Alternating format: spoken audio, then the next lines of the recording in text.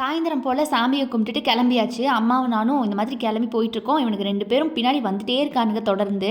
டேய் வீட்டுக்கு போங்கடான்னு சொன்னால் கேட்கவே மாட்டேங்கிறானுங்க. அப்புறம் ஓரளவுக்கு மிரட்டி அனுப்பிச்சி வச்சோம். அப்புறம் அம்மாவும் நானும் கிளம்பி அப்பாவை அப்படியே போகிற வழியிலே பிக்கப் பண்ணிவிட்டு இன்றைக்கி நாங்கள் ஈவினிங் போன இடம் தான் பார்த்திங்கன்னா கொங்கணகிரி முருகன் கோவில்.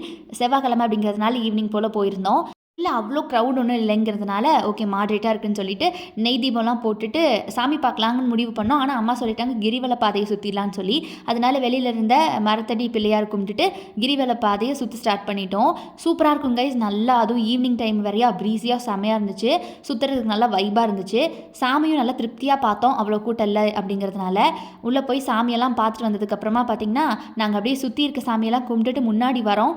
எங்கேருந்து கூட்டம் வந்துச்சுன்னே தெரியல. அவ்வளோ கூட்டம் நின்றுட்டு இருந்தாங்க. கியூ அப்படியே 2 லைன் நின்றுட்டு இருந்தாங்க. சரின்னு சொல்லிட்டு வெளியில் வந்துட்டோம். இங்கே எப்போவுமே பார்த்திங்கன்னா நல்லா ஒரு மாதிரி பாசிட்டிவ் எனர்ஜியாக இருக்கும் இந்த கோவில் எனக்கு. அதனால் என்னோடய ஃபேவரெட்டு.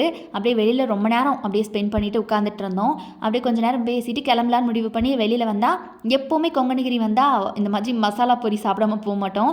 அதுவும் பாதை இறங்கினோடனே லெஃப்ட் சைடில் ஒரு தாத்தா போடுவார். செம்ம டேஸ்டியாக போடுவார் அவரோட பொரி எனக்கும் அம்மாவுக்கும் ரொம்ப ஃபேவரெட்டு. அதனால மசாலா பொரி அப்பாவுக்கு கடையிலலாம் வாங்கி சாப்பிட்டுட்டு அங்கேருந்து நாங்கள் கிளம்பிட்டோம். கிளம்பும்போது கூட்டம் நிறையா இருந்தாங்க. அப்புறம் நாங்கள் கிளம்பி போன இடம் தான் எங்களோட பேக்கரி. இங்கே நான் நிறைய டைம் சொல்லிட்டேன் இங்கே காளான் செம்ம டேஸ்டியாக இருக்கும்னு. ஒர்த்து. அப்புறம் அங்கே சாப்பிட்டு முடிச்சுட்டு ஸ்ட்ரைட்டாக வீட்டுக்கு போகும்போதே நல்லா லேட் ஆகிடுச்சு.